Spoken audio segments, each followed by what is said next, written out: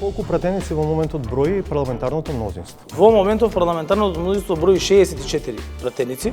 Тогаш имате ли потреба, ако е така, да го ширите парламентарното мнозинство? Секогаш постои можност и постои потреба заради окрупнување на одреден блок кој што има визија и цел да влезат нови политички субјекти. Можен ли е исход од оваа цела ситуација во која што и Алијанса ќе влезе во владата и алтернатива ќе остане во владата? Јас не би можел да преюдицирам такво нешто.